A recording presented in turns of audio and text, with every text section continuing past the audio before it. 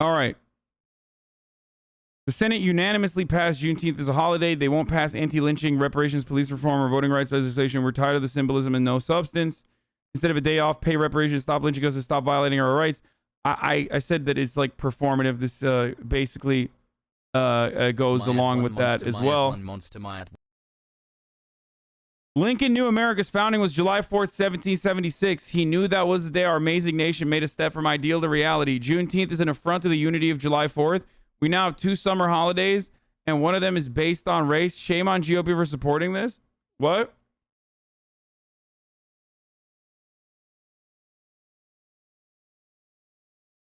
Dude, what the fuck? I mean...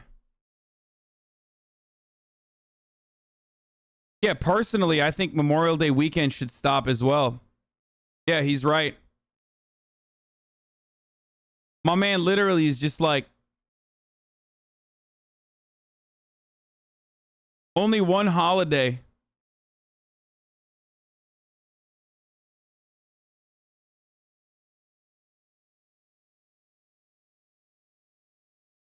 This tweet about Juneteenth. I might not be able to vote soon, but this time next year, I'll be able to save 5% on a Juneteenth blowout sale at Kohl's. True.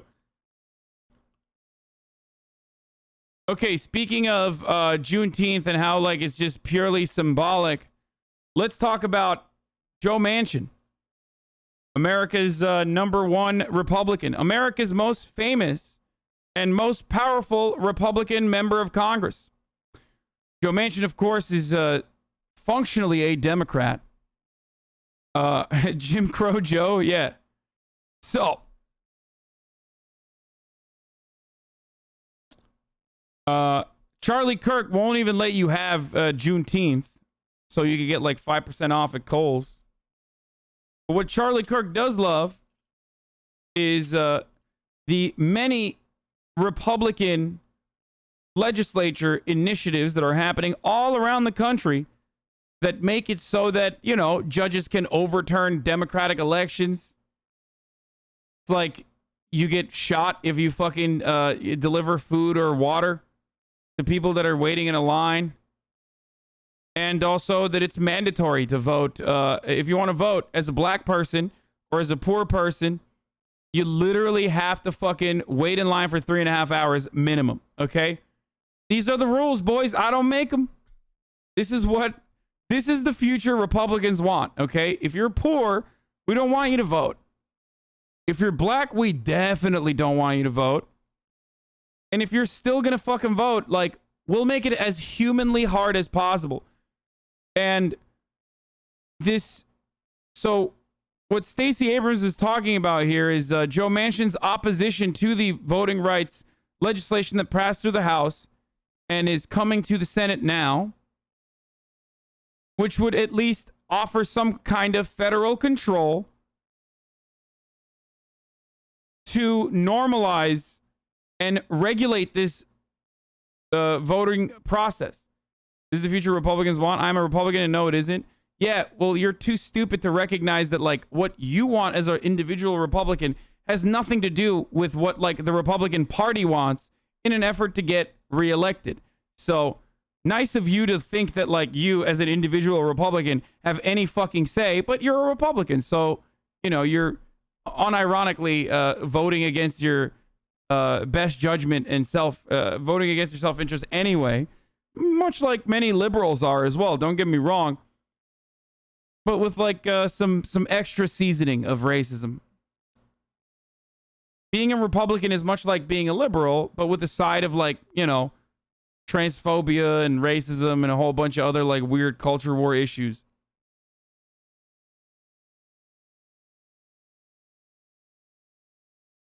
Imagine thinking that either party's politicians represent your interests or wants in any meaningful capacity, which is pretty funny. But like, I love that this dude he wasn't even embarrassed about saying that he's a Republican. Anyway.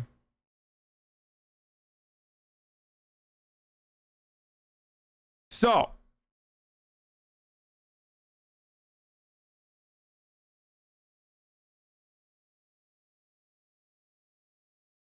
As soon as Stacey Abrams embraced Joe Manchin's compromise voting rights legislation today, Senate Republicans vowed all-out opposition.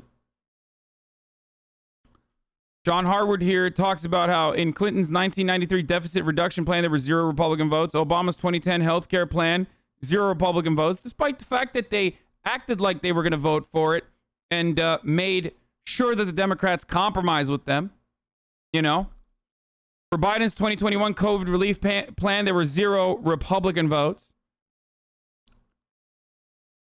To assume that like Republicans are going to vote for any Democratic policy, specifically ones that are written to maintain federal control over states' rights to, you know, not allow black people or poor people to vote in general, you're delusional.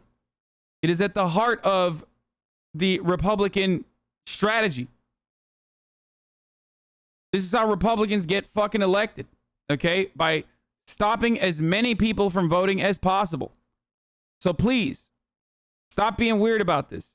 Anyway, absolutely. Stacey Abrams may be called Joe Manchin's bluff, maybe is like willing to compromise. I don't know why Stacey Abrams, who unironically like made a name for herself in the national level by like making it easier and encouraging more you know, black and brown people to vote in the state where she lost an election, is now turning around and being like, yeah, we should compromise on this legislation.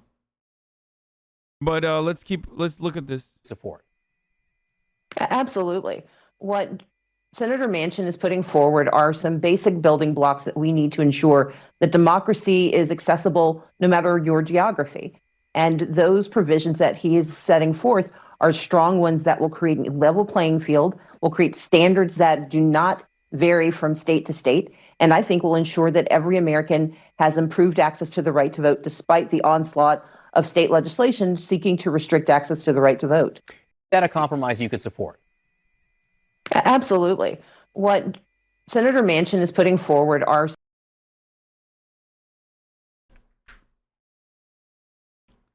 So like I said, I don't know if this is a bluff, like a calling out Manchin's bluff type situation. Of course, Republicans immediately moved against this compromise anyway. Like, Joe Manchin has nothing. Like, he has no power. Republicans don't give a fuck about Joe Manchin. They care about Joe Manchin as far as like Joe Manchin defends them. And he defends them by being like the main hurdle and being like a beacon, a magnet of all of the negative reactions. So that's why you talk about Joe Manchin when like literally not a single fucking Republican is going to vote for this bill anyway.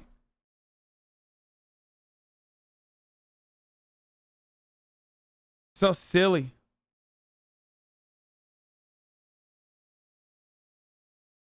So,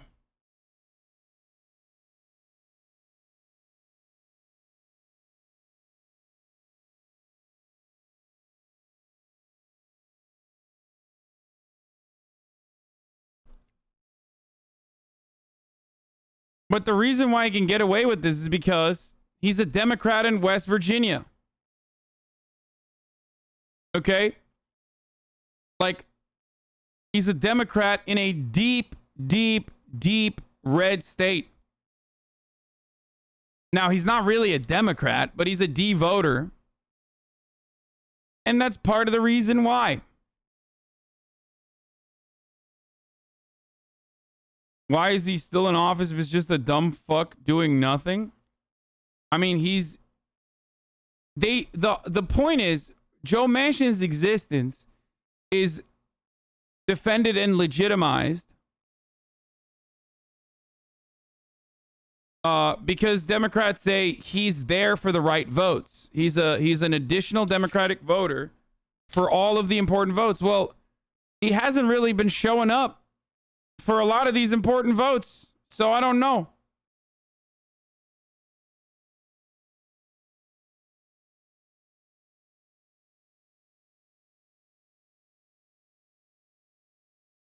He's a Dem in a very hard red state, yes. Ladies and gentlemen, West Virginia is 35.4 in the red, okay? This is not like there is no, it doesn't happen. What Joe Manchin does not, like, what Joe Manchin is doing is not an easy thing to be a Democrat in a fucking hardcore red state, okay? Having said that, though, you know, if he's not going to do shit, then who gives a fuck?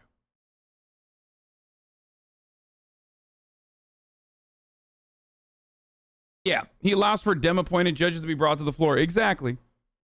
I say we focus our efforts on, you know, widening that fucking tight margin that we have in the Senate.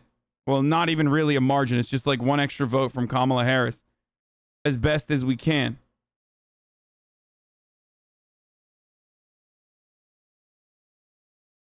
Stop calling West Virginia a dog shit state. They've just been fooled by social disagreements. Dude, West Virginia sucks, dude. I'm sorry. It's so bad. It's literally a fucking developing nation. And constantly and consistently voting against their self-interest. Now, the real reasons for why West Virginia is the way it is because of, like, how much, like, West Virginia is basically what's happening in West Philadelphia. It's basically what's happening in Ohio. But it already happened in West Virginia with the evisceration of coal mining, okay? Unions are done. Unions go away. There's no party apparatus that, like, churns out Democratic voters. Republicans come in with, like, reactionary garbage and literally say, hey, if you're Mountain Mama, take me home. You know, vote for me and I'll make sure that, like, trans people get, trans girls in schools get harassed endlessly. And motherfuckers are like, yeah, hell yeah, I'm gonna vote for that. Like, oh, ma'am, your teeth is falling from your face. Yeah, that's right. It's called freedom. Like, I will never forget that one of these fucking European NGOs that unironically, like, hella drops medical aid to African nations came to West Virginia in a similar capacity to help out the people there. And these hogs are still like, I love Donald Trump. I don't care.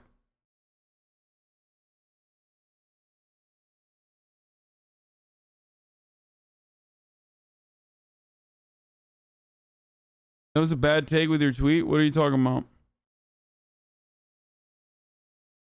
West Virginia was once the start of lefty causes like unionizing. Now we're bootlickers. Yeah. Cucks. UN Senate investigator has said the Appalachian states was as impoverished as some developing nations. Yeah. 100%. I wonder why. I'm from West Virginia. It's not as bad as Hasanabi says, but he's not very far off. I mean, there are still wealthier parts of West Virginia, but overall, it's dog shit. It's terrible. It's absolutely fucking terrible. It is literally like developing nation level. And by the way, it's white people too. So that's the other part of it. Like, because if you go to the South, you see areas that are in a dire need of help, right? Those areas oftentimes in the South aren't rural areas predominantly occupied by white people, even though there are plenty of very poor white neighborhoods, but it's mostly black and brown neighborhoods that are impoverished like that, right? West Virginia is a great example of how much the Republican Party treats poor white people like they're black people. Okay?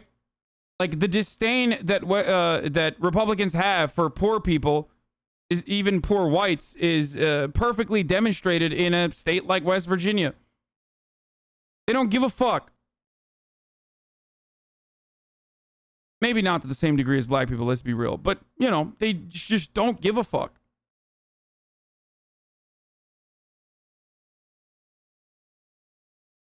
Typical Hasan shit take Abi trying to paint white people as evil? What? The average fucking, the average mind of a reactionary fucking voter, dude. I'm literally talking about helping poor white people in West Virginia and you are unironically like, oh, you must hate whites, and saying that like white people are evil.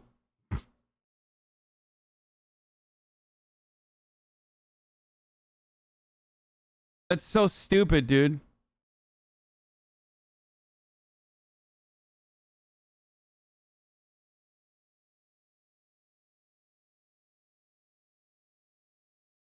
Anyway, I used to go to West Virginia to help repair houses. A lot of houses in poor areas in Appalachia didn't even have running water or electricity. And they still love voting for fucking Donald Trump and the Republican Party. And that doesn't mean that they deserve it. That doesn't mean that they deserve the conditions they're in. No one deserves to live in those conditions, man. Like I'm saying, we're the wealthiest nation on the fucking planet. We're the wealthiest nation throughout history. And we have parts of our country that are in such a horrible, horrible situation that, I mean, it resembles, thank you, Betelgeuse. It resembles a developing nation. That's crazy.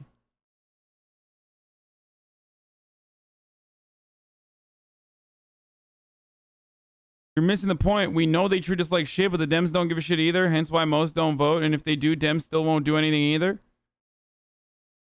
I mean, look at the Democrat that is getting voted into office in West Virginia. You vote for it, then receive it, you deserve it. No, I still feel bad. I still feel bad about it. It just sucks. They have nothing. They have nothing except for crippling heroin addictions. That's all they got. So I think you need to be, you know, a little bit more empathetic to these people who are suffering.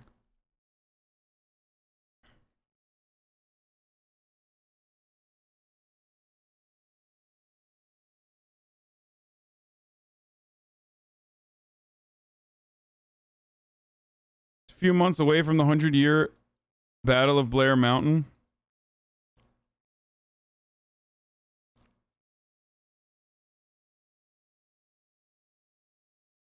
Anyway.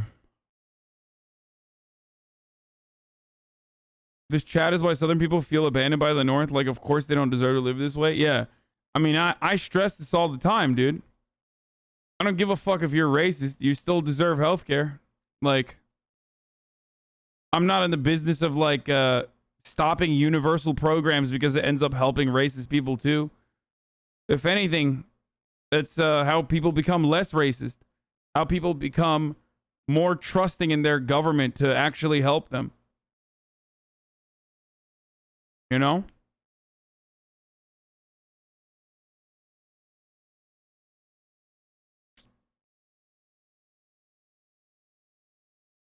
Hot take, racists do not deserve free healthcare. Okay, well, I'm glad. Unfortunately, a lot of Democrats feel the way that you do, and it's very stupid. But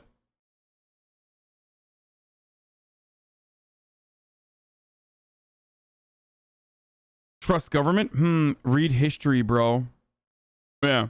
No, you're right. I read history. That's why I am a great history understander, and that's why I believe that, like, private corporations who don't even act like they have my best interest at heart, like they don't have to, and don't mix their words about whether they're authoritarian in nature or not, those guys will help me. Read history, bro.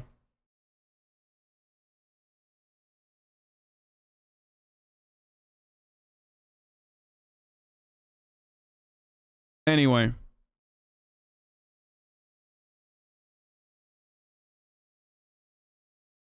We had coal mining and now we're left with heroin addictions.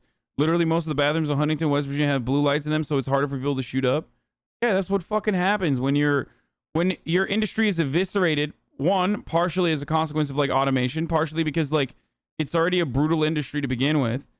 And when your local government does absolutely nothing to like change your situation, there are no subsidies to like bring in different industries into your state. Okay? And your unions are fucking eviscerated as a consequence of your industry being eviscerated. That's what you're left with. This You're is left not with about the crippling right to heroin vote. When you- addictions to deal with the massive amounts of problems. Now you might be thinking, West Virginia, Joe Manchin, Mountain Mama. He behaves in the way that he does because he wants to maintain the attitude that he is like a Republican, or because he's conservative. Well, except like, you know, his advocacy oftentimes is exactly the opposite of what even people in West Virginia believe. People all around the country are much more progressive when it comes to individual issues than our two-party system lets on. Okay? People might not like... What? People might not enjoy voting for the Democratic Party. People might hate the Democratic Party. People might hate the Republican Party. People vote for the most part on you know, party lines. 80% of Americans don't have any ideological POV when they're voting. They only vote on party lines. But what people do like is progressive policies, like increasing the minimum wage to $15, which won in California, like legalizing marijuana, which won in numerous states. Even red states that have done their very best not to expand Medicare or Medicaid have finally expanded with ballot measures. When it's not associated with like a Democratic Party member, people love that shit. They vote for that shit. Majority of West Virginians want to increase the minimum wage to $15. A majority. Joe Manchin stood in opposition against that. So it's not even about like doing what's popular or even doing what's good for his constituents. What is it about? It's about doing what's right for Joe Manchin. About his own personal branding project, okay? That's what Joe Manchin is doing. Branding for Joe Manchin. That's all it is. Now, there was leaked audio. Shouts out to The Intercept, Ryan Grimm and Lee Fong, for intercepting this Zoom meeting that Joe Manchin had with a bunch of millionaire donors, where he was talking about the necessity for moderates to win and how much these millionaire donors are great because like they give these guys like Joe Manchin an outsized influence because you know, they have the backing of these billionaire and millionaires, and that helps people, that helps other legislators like defend them.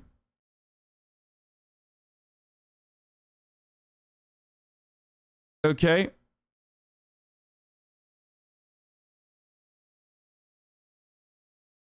Anyway, so let's hear what AOC had to say about Joe Manchin's audio leaking. Now, Joe Manchin also stated that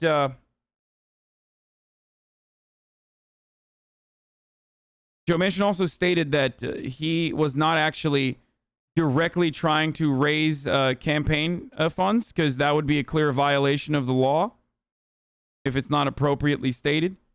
In that meeting that he was having, in that Zoom call, he was just simply educating people on lobbying and the influence that, you know, wealthy people have over American politics. There was audio leaked yesterday on The Intercept about the senator's conversations with big donors and saying, hey, you know, cut me a break on the commission.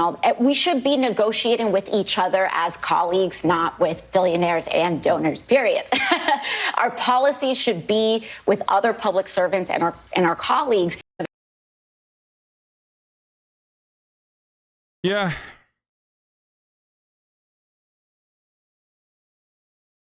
He was going to vote for tax breaks for the rich under Trump until McConnell said fuck off. Yeah, that was an incredible revelation. I'm not going to show you the audio because it's like dog shit. It's garbage. It's not going to work. You're not going to hear it. But one of the interesting things was that It's like ultimate leftist audio. One of the interesting things was that he was openly stating that he was going to vote for tax cuts for the wealthy in 2017 until Mitch McConnell turned around and told him, like, we don't need this to be bipartisan. Fuck off. Last day. And he was bummed out.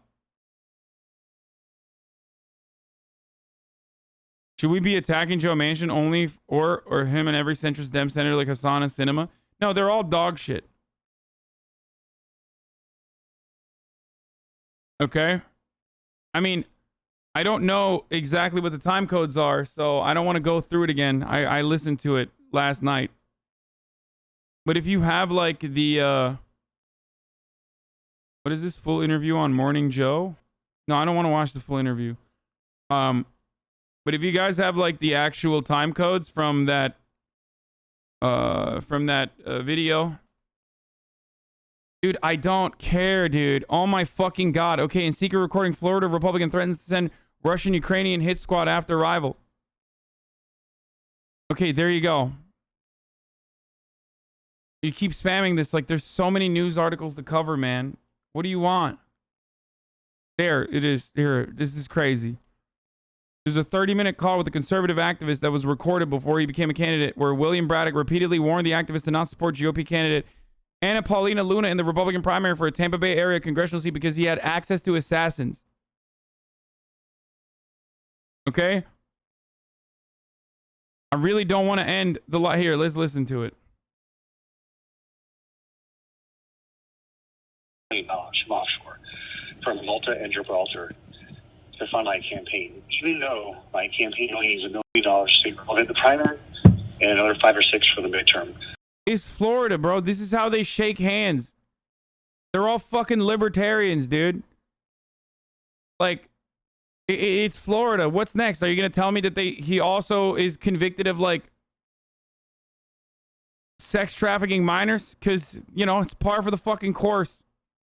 It's just how Florida is, dude. Some melts people's brains down there. We're bringing in $500 million because they understand how fucking serious it is to keep our country intact. Wow. And with that kind of money, I'm going to have 24/7 2 former Secret Service officers up my ass unless I'm taking a shit in the morning. And I don't want to hear this. I don't want to know about this, but I only have access to a hit squad too, Ukrainians and Russians. Damn. Asked repeatedly via text if he mentioned Russian Ukrainian hit squads, Braddock wouldn't give a yes or no answer, saying that he had not heard the recording, that it's allegedly me. There's no proof of that. He also suggested the recording may be even altered and edited.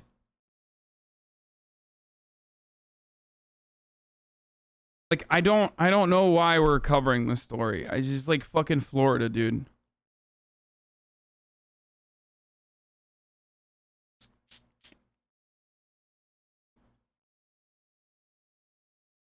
Like, why are we covering the most sane Florida man? This is literally the most well-adjusted man in Florida, dude. Running for office.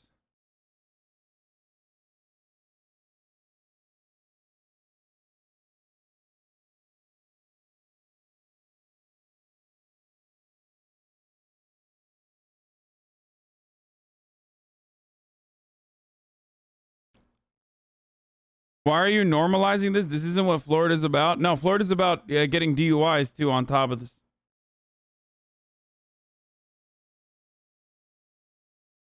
Anyway, there's just no way for truth to exist in a country with these fascists. Okay, I don't care about this like random fucking race in Florida. I'm sorry. Like, I don't care. It, like, I know it's like seems like a cool story. I just like don't care. Anyway, here, let's watch the rest of what Stacey Abrams had to say about Joe Manchin. What could you support? He has now laid it out. Some of those proposals would be significant changes in requirements from state to state. Is that a compromise you could support? Absolutely. What Senator Manchin is putting forward are some basic building blocks that we need to ensure that democracy is accessible no matter your geography. And those provisions that he is setting forth are strong ones that will create a level playing field, will create standards that do not vary from state to state, and I think will ensure that every American has improved access to the right to vote despite the onslaught of state legislation seeking to restrict access to the right to vote. You could accept this compromise, what Joe Manchin laid out, even if voter ID was part of it. That's one of the fallacies of Republican talking points that have been deeply disturbing. No one has ever objected to having to prove who you are to vote. It's been part of our nation's history since the inception of voting. What has been problematic is the type of restrictive ID that we've seen pop up. In South Dakota, where Native Americans were... Listen, voter ID is, on its face, something that seems very smart, right? You're like, why the fuck wouldn't you use an identification to vote? Okay, so here's how it works in America. One, not everybody has a driver's license, unfortunately. It's not as easy as it is in other countries where there's like a national identification that you can get, like New Zealand and Turkey, right? It doesn't exist in America, unfortunately. Also, on top of that, the way that voter ID is utilized, like voter ID laws are utilized in this country, is to, one, make it as difficult as possible for certain people to go out and get IDs, right? And then also on top of that, use the voter ID measure as another metric, or rather use these new hurdles as another way to justify purging as many black people from the voting rolls as possible. So it's not always just like voter ID. It's what accompanies those voter suppression bills. Like, for example, you look at something like signature matching, right? And you're like, well, what the fuck? Why won't you? Why won't you use signature matching? That seems like a reasonable bill. Well, it's what they do with signature matching that is the problem. They'll be like, all right, we're gonna enforce signature matching, which is already like a fucking unproven, untested science. They will go into black and brown neighborhoods or poor neighborhoods and be like, well, we got to look at the signature matches here. Boom, eviscerated. 10,000 votes here, 10,000 votes there. The signatures didn't match. I'm sorry. They must be fucking fake voters. It's just another way for people to say, this looks sus, throw it out. So while on its face, it seems like a protective measure that is reasonable, the real reason for why they have these measures or want to implement these measures is so that they can purge as many votes as possible to help Republicans win. Now, why do I say this? Because in this country, we don't have a problem with too many people voting. We have a problem with too little people voting. We don't have a national holiday to vote, which is deliberate, which is on purpose, so that if you have a job, it's as hard as possible for you to vote. Okay? We have all of these initiatives. We purge people, specifically a lot of, a lot of black and brown people from voter ballots. We purge them from voter registrations without letting them know. And then you're just sitting there thinking like, why the fuck didn't I get, why didn't I get my registration in the mail? Well, you got purged and no one fucking told you.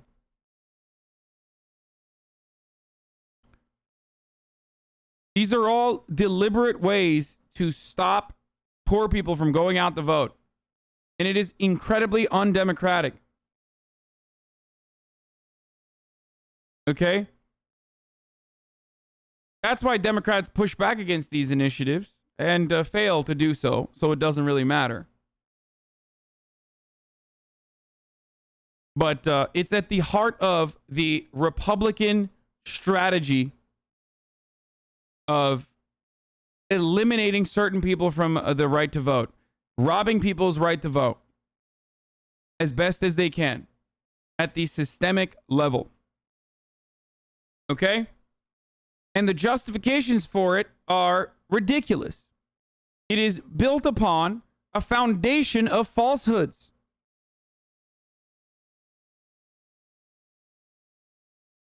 Those falsehoods are that the elections are routinely stolen by undocumented immigrants, by people who shouldn't be voting, by people who vote twice, by people who are, voting in a fraudulent manner. These are the common Republican narratives that you hear all the time as it pertains to voting. Right? except there is no evidence whatsoever. And as a matter of fact, there's evidence to show that that is a falsehood. There's evidence to show from Republican think tanks that absolutely, without a fucking doubt, without a shred of a doubt, show that voter fraud does not happen at all. Like, it is so marginal. It is so insanely marginal. And this is not just Democratic think tanks. I'm talking about the fucking American Enterprise Institute, Heritage Foundation. Numerous Republican, straight up Republican think tanks have tried to tackle this issue and create this narrative that voter fraud is systemic and it's happening all the time and we need to stop it, and have come short.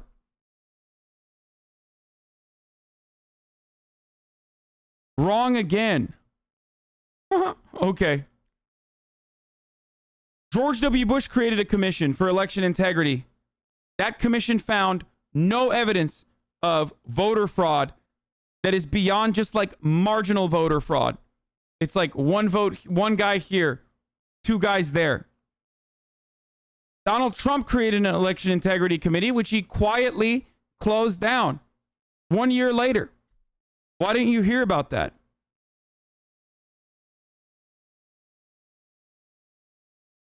It is exceptionally rare and so marginal. Also wrong again. Okay, well, there you go. Basically, no one commits voter fraud. Wait, what's happening? Why are there like... Why are there just like so many gray names in here just keep saying wrong? No, I deleted the other guy who said wrong again. I banned him. I deleted him because, you know, he's not giving me a retort. He's just saying you're wrong. And it's really stupid.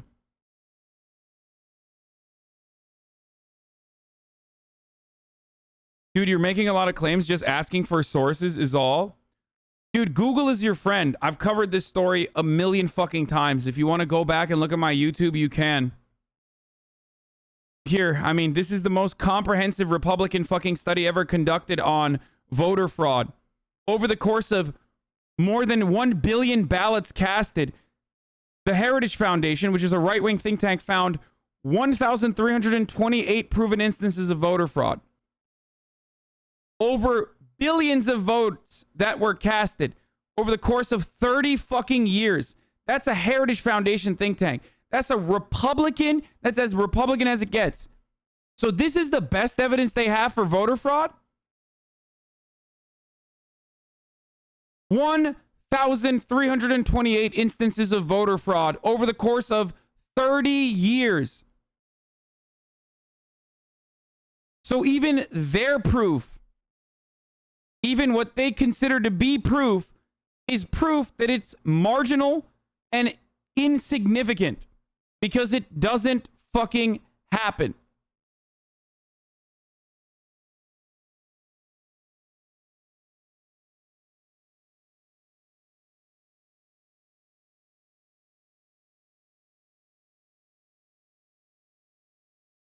Okay?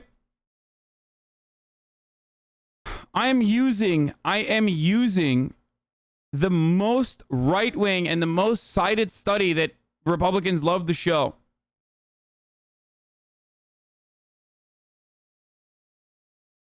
Also, the irony here is that a big chunk of the fraudulent voters, you would be shocked to maybe find out, are Republicans. So that's the other part of the equation that's also hilarious. Almost all of the high-profile instances of voter fraud happen with Republicans. Like that guy whose wife died and then he fucking voted for her with an absentee ballot.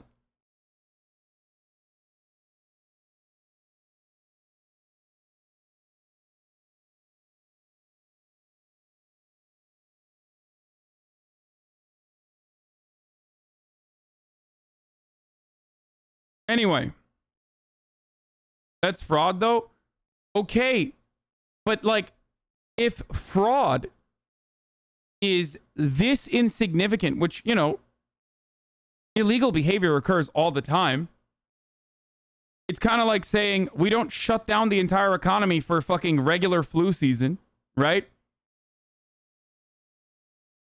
In a lot of ways, life is a fucking game of rolling the dice in many different ways. Crime is always going to happen. But there has never been like organized voter fraud, and it would have to be organized voter fraud to sway the outcome of an election. And it's always like tiny incidents here and there over the course of 30 to 40 years with 1,328 instances. Like, that's so stupid. You don't need to add additional measures if something is this successful at preventing fraud from happening.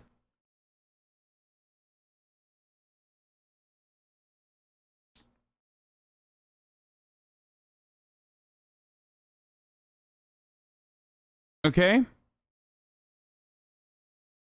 Do you understand?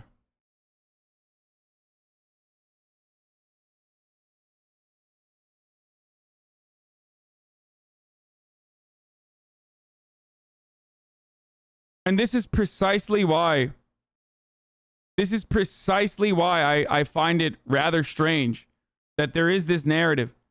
But I also find it strange that you know, people act like Donald Trump's takes on voter fraud was different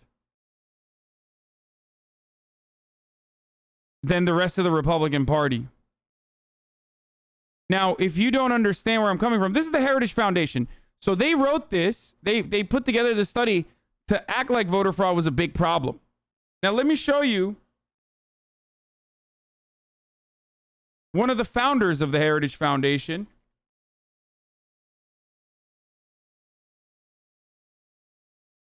talking about goo-goo government syndrome. That's what he calls it. It was literally the same narrative that libs took when Trump won in 2016. What do you mean? That Trump won because there were mass voter fraud happening? Are you fucking stupid? Not a single liberal said that like illegal voters was the reason why Trump won. They said Russia interfered and greatly exaggerated the influence of a fucking country like Russia on the American elections. And I have been incredibly fucking critical of the Russiagate narrative beyond like the actual instances where it is legitimate, where like Russia did try to interfere in certain parts of the election, failed for the most part. But anything that extends beyond like the Russia's targeted ad campaign of misinformation, and like the like people fucking acting like Russia personally just destroyed the American elections. Like, no, I've always been critical of that. And even then, like, just because liberals said it and it was stupid doesn't fucking mean that, you know, I mean, you're basically betraying your own values here. So are you saying that it's like bad when liberals do it, but good when you do it? I don't understand. Are you saying that you recognize the hypocrisy and therefore now you just want to be a fucking whiny little baby?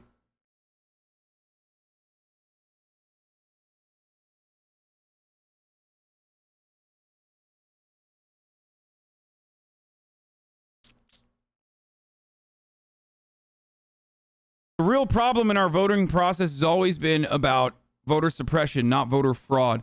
Anyway, here, this is Paul Weyrich. He's the founding father of the conservative movement, the modern conservative movement.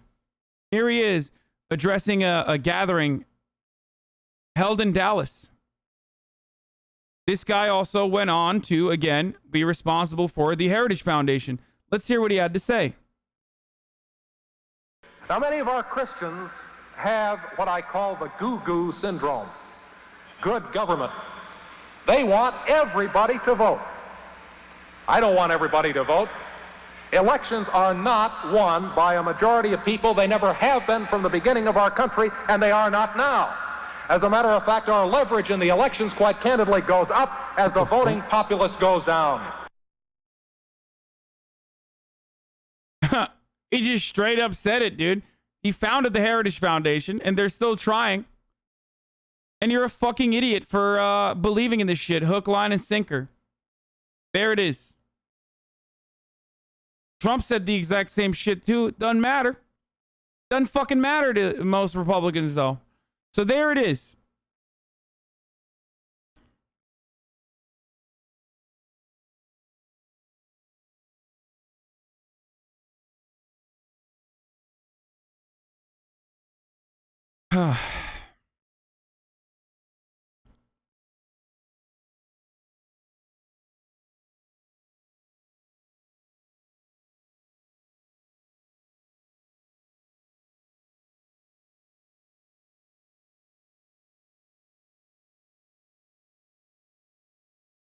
Anyway.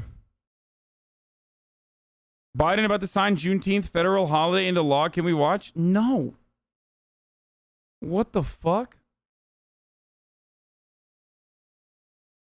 Who gives a shit about that? Like, why? God damn, dude. You are such a nerd. Oh, my Lord. As quite possibly the... Oh, what the fuck? I saw a little drop off here. That's quite possibly the nerdiest fucking thing I've ever heard in my entire life, dude. Yeah, there was a little baby after. I don't know what happened.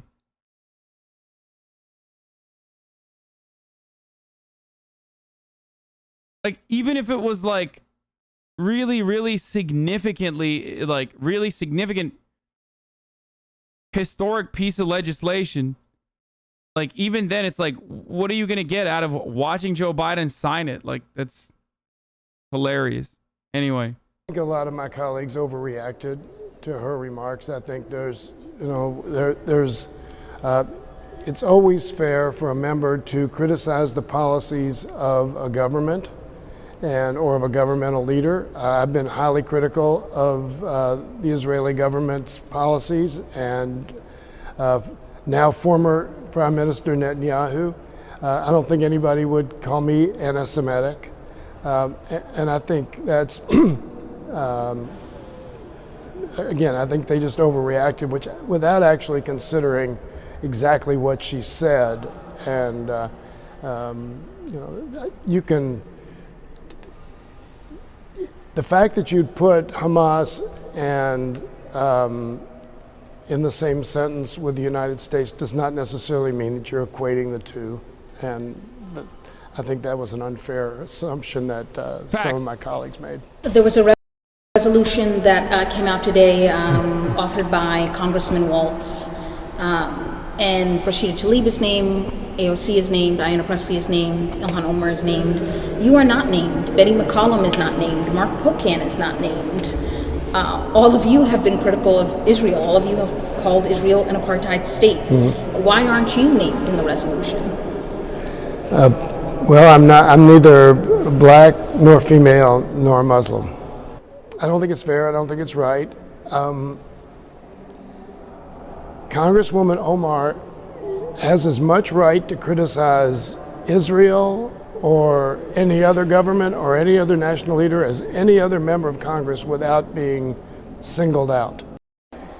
This is incredible, dude. Chairman of the House Budget Committee, John Yarmuth, who is Jewish, defending Ilhan Omar here. Now I gotta show you guys another thing. Okay, I gotta show you yet another thing here. Forgot to talk about this yesterday. Now there's a reason for why liberals engage in this racist fucking reactionary bullshit. Okay.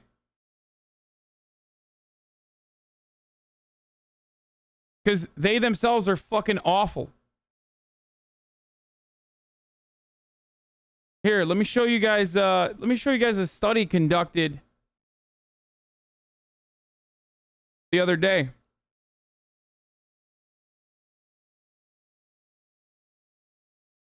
Voters, including Republicans, weren't inclined to think Ilhan Omar's recent comments about Israel, U.S., Afghanistan, Taliban, and Hamas was anti-Semitic.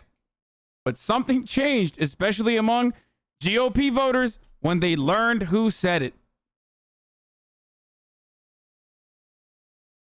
Voters are slightly more likely to see anti-Semitism in Ilhan Omar's latest comments if they know she made them. Slightly is an understatement, or just seriously, slightly is just, it's not slightly. There's nothing slight about this. I'm gonna be honest with you guys. Republicans without identification look to Ilhan Omar's statement about we must have the same level of accountability and justice for all victims of crimes against humanity. We have seen unthinkable atrocities committed by U.S., Hamas, Israel, Afghanistan, and the Taliban. Without identification, 36% of Republicans said it was anti-Semitic. And 40% of Republicans said it wasn't anti-Semitic. 40%.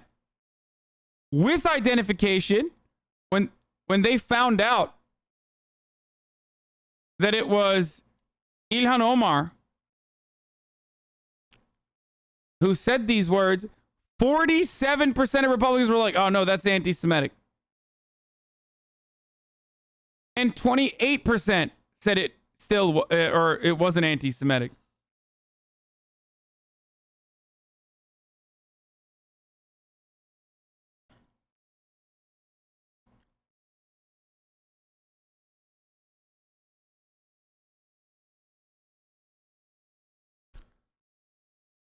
Representative Marjorie Taylor Greene, vaccinated employees get a vaccination logo, just like the Nazis forced Jewish people to wear a gold star.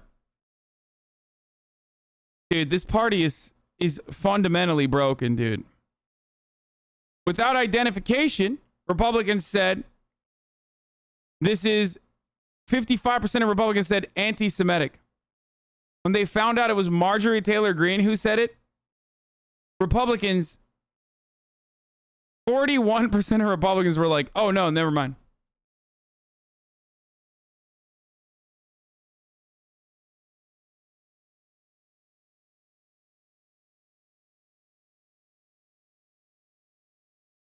It's great.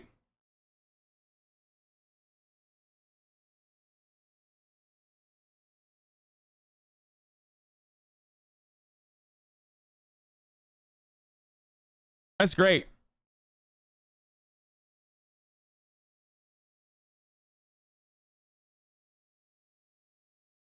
Now, for the record, these aren't take backsies. It might sound like these are take backsies. They're not. This is a group of voters that were asked with identification versus without identification. Dems ain't too good either. Oh, yeah, for sure. Democrats demonstrate loyalty as well. With an 8% increase saying it's not anti-Semitic. The difference, of course, is that like Ilhan Omar's sentiment is not anti-Semitic at fucking all. But I could totally see why people could look at what Marjorie Taylor Greene is saying as an anti-Semitic sentiment because it minimizes the Holocaust to a degree that is like insane. Like it wasn't it's a ridiculous comparison. It doesn't matter who's making a comparison like this. Like, for example, if someone were to say that, I mean, Ilhan Omar is anti-Semitic, but not for this reason. Ilhan Omar is literally not anti-Semitic, dude. It's not true. You can feel that way all you fucking want, but she is not an anti-Semitic person. I'm sorry. She only used Israel Hamas as an example. There are plenty of other atrocities unnamed that should have accountability. Yes, you are correct, Ghoulish Goose. Anyone who ever talks about atrocities needs to talk about every single atrocity that has ever occurred. Lest they be considered anti-Semitic for even mentioning Israel. Anyway, here is the latest from Andrew Yang's mayoral race. My man really popping off big time. at last night's debate. Here's what he had to say about mentally ill people have rights, but people with mental health problems. Have rights? We do. The people. Yes, mentally ill people have rights, but you know who else have rights? We do. The people and families of the city. We have the right to walk the street and not fear for our safety because a mentally ill person is going to lash out at us. Yes,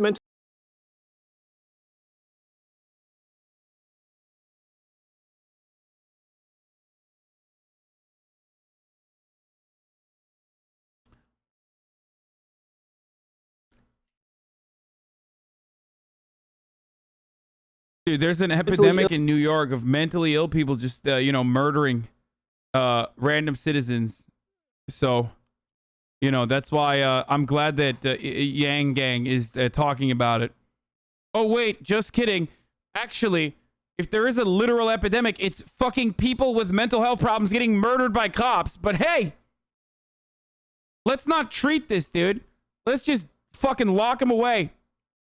Or increase the cop interactions that they have. Good shit, dude. Thanks.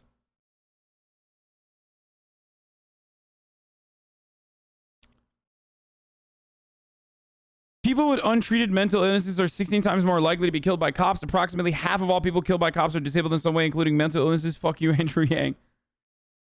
Andrew Yang expressing his contempt for homeless and those dealing with mental health issues is not at all surprising, given that he's the personification of a Silicon Valley neoliberal tech bro motivated purely by resentment of the powerless, exploited, and oppressed.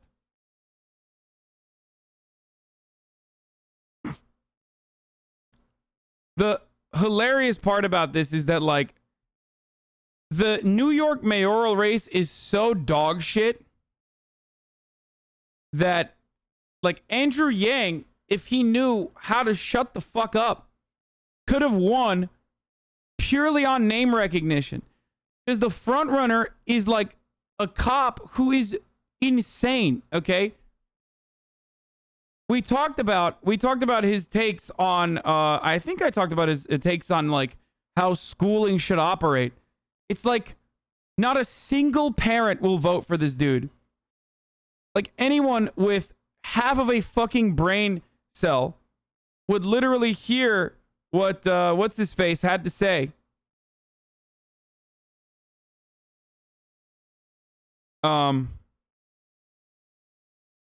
What's the other guy? The Green or whatever. I forgot his name already. God damn it.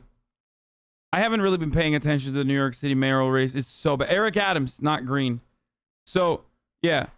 Eric Adams literally said we should just have more. Eric Adams, does anyone have the link to his take? Like, aside from him being like a crazy cop who said that he was going to bring back stop and frisk. That's the fucking front runner.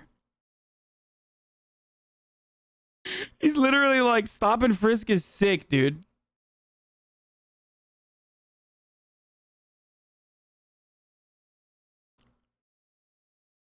He said, Eric Adams said that, because of online learning. Here it is. Here, let's just hear his words. Wait, no. That's like really stupid. That one we've already watched a million times over. I want to show you this. I want you to hear his own words about what his solution is to education in New York. Like, this is literally how to win 0 fucking parent votes speedrun. The new technology of remote learning, you don't need children to be in a school building with a number of teachers. It's just the opposite. You could have one great teacher that's in one of our specialized high schools to teach 300 to 400 students who are struggling in math with the skillful way that they're able to teach by using the new technology of remote learning. How nuts is that, dude? It's like, not only is it a horrible proposal, okay? Not only is it a horrible proposal across the board, but it's also so deeply unpopular. Like, if there's one thing that parents fucking hate, it's remote learning, dude. Do you not have children? Like, are you so used to just simply treating them like enemy combatants in your own home where you, like, search for contraband? that you know, didn't ask them how they feel about remote learning and shit?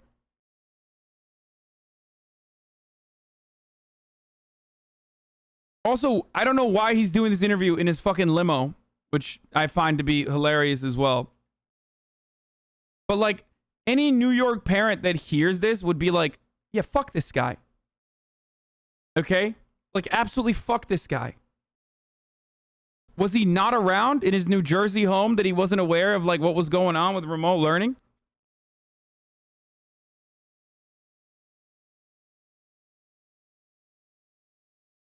That's not the worst thing he said though. I mean, there's also funny shit like this where he like teaches parents how to find contraband in your own home, which is hilarious. Trigger warning, Ted Cruz. Let's hear what he had to say. And this is not about the right to vote. When you have millions of illegal aliens registered to vote, when you have felons registered to vote, when you're inviting voter fraud through striking down photo ID laws, through striking down ballot harvesting laws. Millions of illegal aliens registered to vote. That's crazy, man. I had no idea that was going on. Motherfucker said when you have felons registered to vote, like why shouldn't felons be able to vote? So stupid. What you're doing is stealing the right to vote from legal citizens. This is brazen, it's cynical, and it's worth noting that when Republicans had the White House and both houses of Congress, we didn't try this. We didn't try to rig the system so that our side could never lose an election. This is an abuse of power from the Democrats. And I got to say, at least so far, the media has not covered even a fraction. Media covers it, just not in the way that you want to cover it, i.e. you want the media to fucking lie about it, and that's why you're upset. That's why you're fucking bent. It's so stupid, dude. I love Ted Cruz and how fucking idiotic and pathetic he is, dude. Anyway, that was a fun little brief segue there from Theodore, Jebediah, Raphael, Edward Cruz. Okay.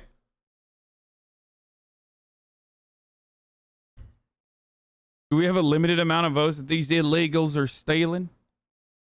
Oh, have you ever heard the wisdom of Madison Cawthorn?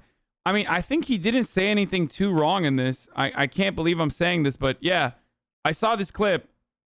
But I mean, the notion that like we all need guns to defend ourselves from a tyrannical state is like ridiculous, and I don't actually agree with that. But you know, because I think a state would just fucking roll us easily.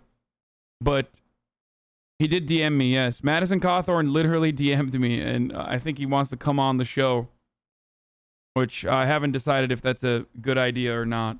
Didn't see that what I'm making allusion to, but he's asked, I think it was Senator Kennedy who asked him, define an assault weapon, and he sat there and said, duh, I can't define an assault weapon. Yet they want to take something called an assault weapon, which you and I both know doesn't exist. They want to take it away from us. So doesn't that just basically undermine? Go ahead. Yeah, well, you know, I actually saw him try and walk that back and say, well, you know what, the definition of assault weapons is anything that shoots a semi-automatic round, something that you can pull the trigger multiple times without having to reload, and it shoots. That is basically every single modern sporting rifle in the United States of America. But let me tell you, the Second Amendment is not written for sporting. The Second Amendment is so that the tyrannical government ever wants to rise up.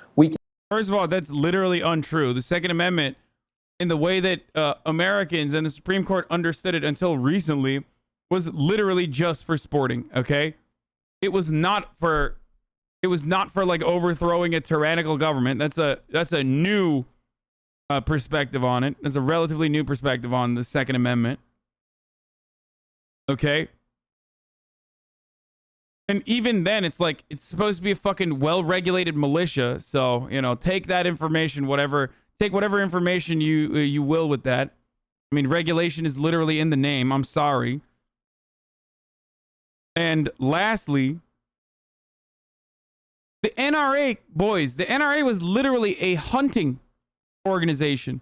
It started as an organization in the North by a New York Times journalist to teach the softies up in the North to be able to use their guns appropriately during a civil war, okay, in the aftermath of the Civil War.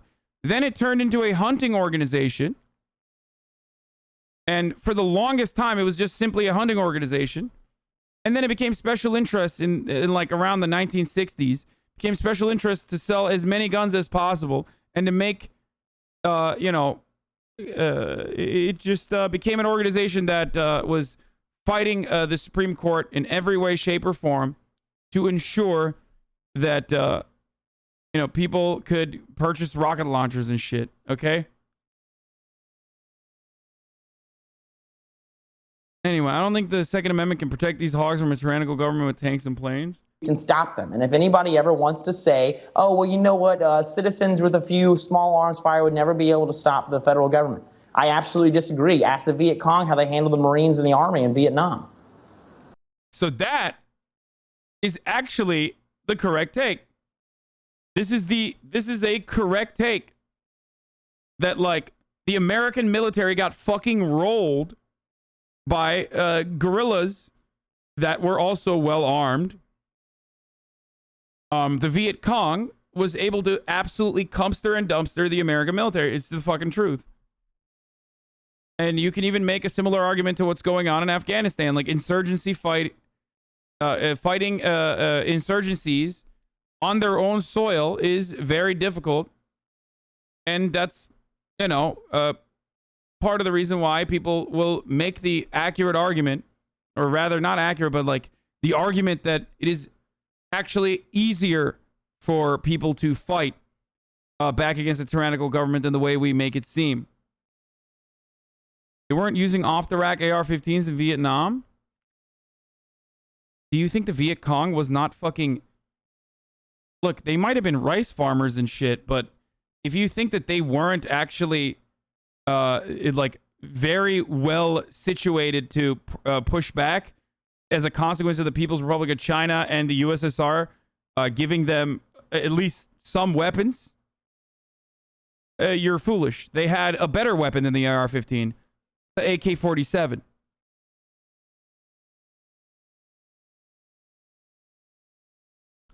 The MVA had hella military equipment and backed the VC. That's true. I know. That's what I'm saying. They were super fucking gunned up. Gun nerds are going to maul you for saying that. No real gun nerd is ever going to get mad at me for saying the AK-47 is one of the greatest weapons that has ever been created.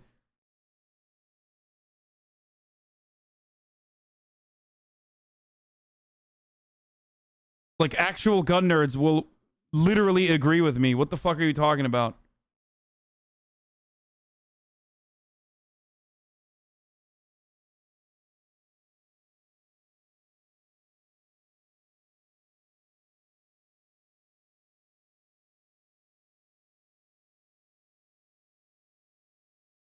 Real gun nerds fucking love AK-47s. What the fuck are you talking about?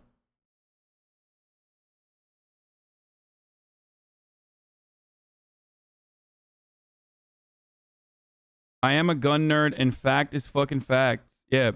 Gun nerds will objectively never shit on the AK-47's superiority as an indestructible, easy to fucking use, hard to jam weapon that like you can use in most terrain, in most combat most combat scenarios.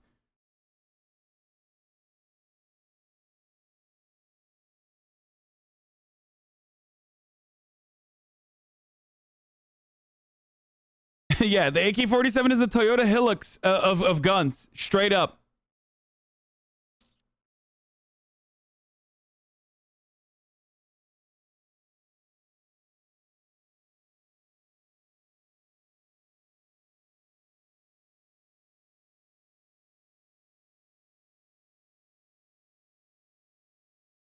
Gun nerds here who owns the M4 carbine, the AK-47 uses a higher caliber at 7.62 millimeters versus 5.56 millimeters. Also, the AR-15 and its variants need to be cleaned a lot. The AK variants can literally survive the worst conditions and still fire.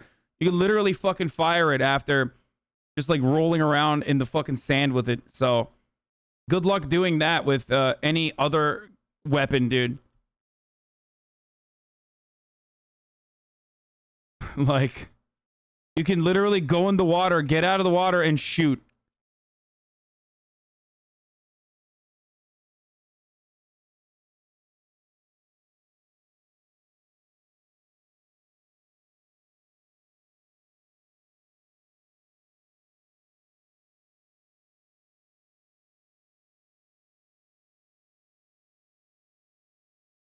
Anyway.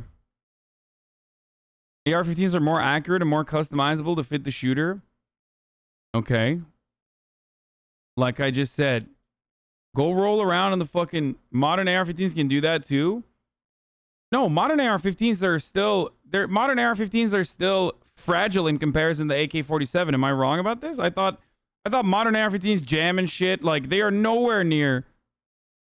They're nowhere near as durable and as reliable in every single fucking situation as a AK-47 is.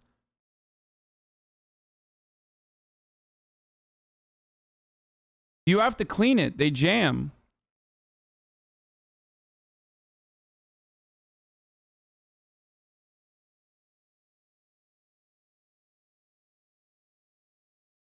Anyway.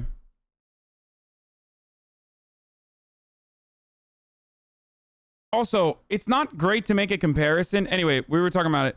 It's not great to make a comparison with like a state military going overseas to unfamiliar terrain and fighting an insurgency group that is like pretty fucking solidly armed and trained for the most part to fight in its own on its own territory to Americans fighting other Americans on US soil with an organized government like murking fucking fat hogs. You know what I mean?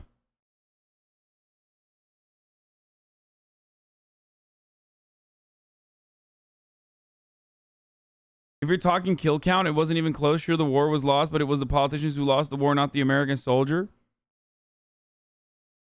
Man, it's kind of weird to just be like, dude, we fucking actually won. We actually won Vietnam, bro, because we fucking, you know, used Agent Orange and napalm all over it. Dude, we did mass genocide, bro, so we won the war, bro. That's big copium for you, dude.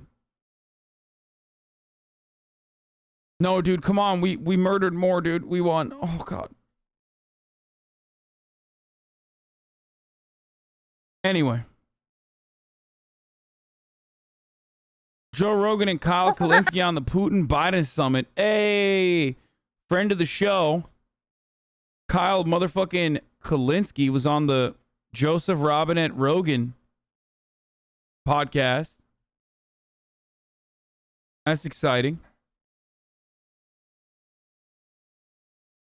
Stop saying hungry, dude. Stop. Stop. Stop it.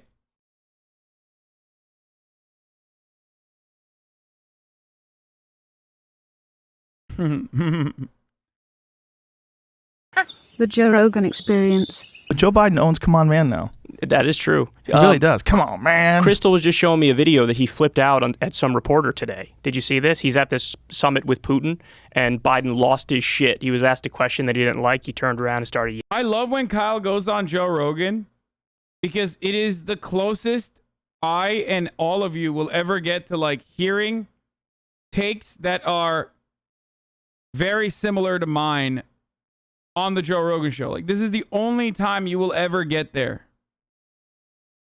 Like, that's it. It will not be closer than this. Yelling? No. Yeah, no. He was very cranky old man status in this. Dude, I think it's from Fox News, Jamie, if you want to show Joe that. He's legitimately falling apart, and it's really sad. You know what's really weird, though, is the media's... First of all, the left-wing media completely ignoring how odd it is the way he behaves. Like the one 9-year-old girl that was sitting there with her legs crossed, like, look at her over there, look at her. Oh my God. Dude, I'm actually mad that like we don't hear more Joe Bidenisms. Like, am I alone in this? I feel like that's Joe Biden at his best. Like, I personally want more Joe Bidenism. Left-wing media, by the way. Who's left-wing media, dog? What the fuck?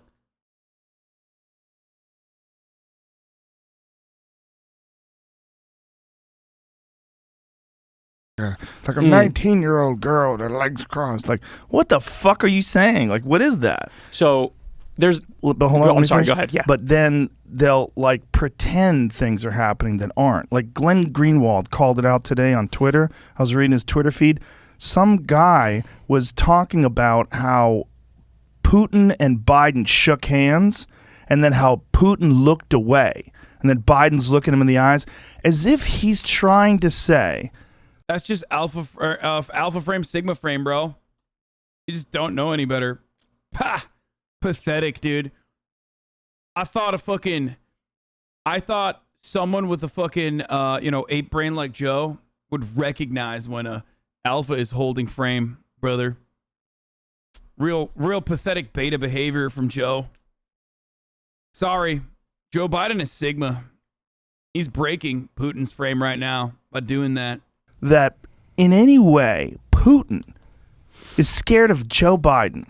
That Joe Biden is like dominating Putin.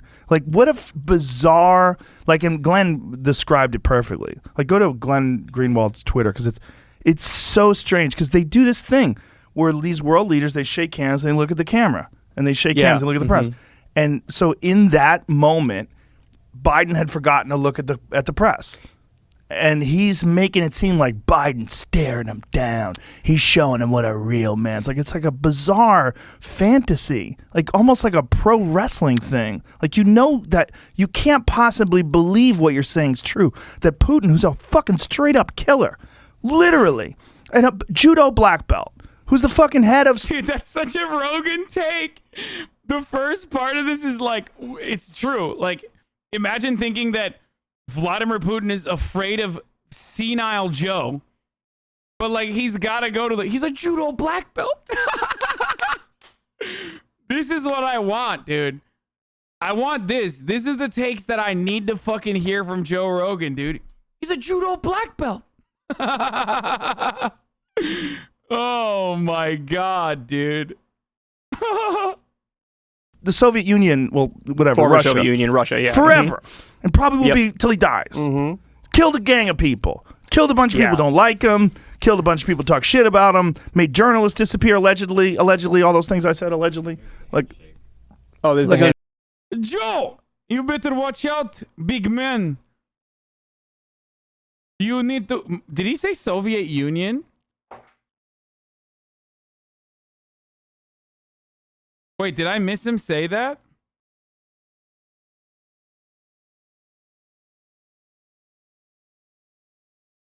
Oh, I missed Russia, Soviet Union, whatever. Handshake one, okay. Look, they look at each other, shaking the eye, and then Putin looks away to the press. And they're making something out of that. Imagine, look at this, but look at this. Look, scroll up, please. Yeah, look at the way you scroll. No, where you had it, so I could see it. Just no worries. Biden looked Putin in the eye. Putin immediately looked away.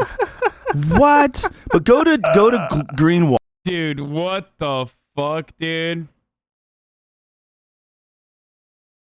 This is so fucking stupid, dude. You're literally... Oh, people that do this, like, this is literally incel theory, but from a liberal point of view. Walls, because the way he covered it is hilarious. The way Greenwald made fun of him. Well, if you go click show this thread. So scroll down there. Scroll right there. No, back right there. The obsession over who squeezed whose hands hardest, I guess he meant let go. Who let go first of the grip? Whose body language shows masculine authority and whose shows submission? It's fucking demented. A bunch of liberal professionals not allowed to speak this way except here. So true. That's exactly what it is. He said Joe Biden can barely complete a sentence. Half the time he drifts off in the middle of his words. He's constantly bowing his head and muttering about how he'll get in trouble if he continues. Nobody is fucking afraid of him. Stop feeding liberal hordes this warped... Yeah, this is a non-issue, chat. Not all of them have to be.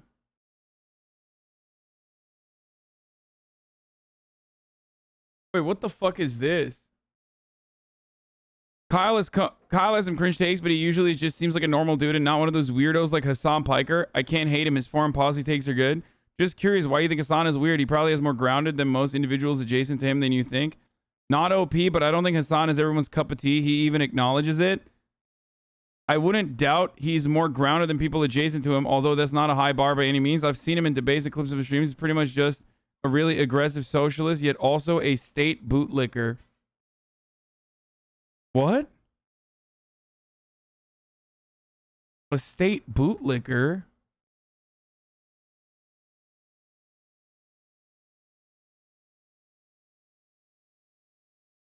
I'm a state bootlicker? What does that mean? How am I a state bootlicker?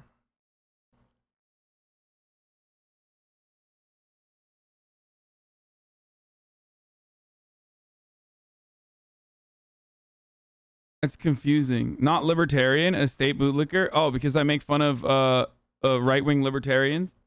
Pablum. That's a weird word. Pablum? Yeah. So, yes, I'm sorry that I appreciate roads and infrastructure. My bad, okay? I know. Boys, I know. Yes, I admit it. I think roads are fucking sick. I think infrastructure is fucking sick. I think the American government is incredibly powerful and could do a lot of good, both domestically and internationally, if we reappropriated the funds into the right areas, okay? I'm sorry. I like that stuff, okay? I'll admit it. I'm a state bootlicker, dude. Pablum. You ever use that word, Jamie? Pablum's a good word. So it's interesting because this is why people hate the media, right? Everybody feels like they're arguing more from a narrative than they are just sort of objectively describing what's happening. And with Biden, it's particularly weird because early on in the Democratic primary, when the media was convinced it's not going to be Biden, it's going to be Pete Buttigieg, or it's going to be Kamala Harris, or it's going to be, whoever, fill in the blank with whoever imploded and was terrible. They actually were open and honest about the fact, for example, that Joe Biden's sort of sundowning and he's not all there and he can't really complete full sentences. And so they actually were the ones who brought it up in debates with him, for example. Julian Castro very famously was like, do you even know what you just said like 5 seconds ago? This was a big moment in the debate. And then they ended him, dude. Remember when, Julian Castro is like, he could have been a perfect fucking Joe Biden admin guy, He fills the diversity role. Like, he is still ultimately like someone who has like progressive takes, but he's a fucking neoliberal. And they literally fucking they ice picked him, dude. They eliminated him. The media would openly talk about, I don't know if Joe's all there anymore, but the second that he got the nomination, they stopped. Nobody's allowed to say it. And if you say it, you're a right winger. Exactly. Yeah. Even though, I was the biggest Bernie supporter out there, and I was like, here's a compilation of Joe Biden clearly having some mental issues. Yeah. And so it was just incredibly dishonest. And to your point on Putin and Russia, the narrative that they're using for Biden is he's tough, he's standing up to him. It was the exact opposite for Trump, where they were saying, oh, he's Vladimir Putin's puppet. Yeah. And they're actually incorrect for both of those things. So in terms of what Trump was doing, Trump bombed Syria, who's Russia's top ally. Trump rejected this pipeline called the Nord Stream pipeline, which would have greatly helped Russia. Trump armed Ukrainian rebels on the ground who are fighting Russia. Trump did a NATO buildup on Russia's border. Now, I don't agree with those policies, but those policies are incredibly hawkish and raise tensions with Russia. Now, in the case of Biden actually just approved the Nord Stream 2 pipeline, which is a pipeline that's going to greatly help Russia because it makes it so that Russian oil and gas is going to be used in Germany now. I think that what Joe Biden is doing with respect to normalizing relations with Russia is not a bad thing. I don't think he thinks it's a bad thing either, though. I don't think Kyle thinks it's a bad thing. As far as what Trump did with Russia, like, it was business as usual. I don't know why. Like, the only weird stuff was aesthetically, Trump would routinely fucking come across as like defending Vladimir Putin to a degree that it was like weird that he wasn't like over the top reactionary against a foreign adversary. You know what I mean? That was the odd thing about Donald Trump's treatment of Vladimir Putin, is that like you never saw an American leader cape for a foreign adversary in the same way that like Donald Trump did. That was the weird shit. But as far as like America's interest in the region, like and the way we treat Russia or whatever, like our proxy wars and stuff, like that didn't stop. Hasan, you should get Kyle on your stream at least once. He has been on the stream. I think that was the weirdest shit, though. I mean, and if you don't think that like Trump's behavior around Putin wasn't fucking strange, I don't know what to tell you. Like I was a big fucking criticizer of the Russiagate conspiracies, like going way overboard, way above and beyond.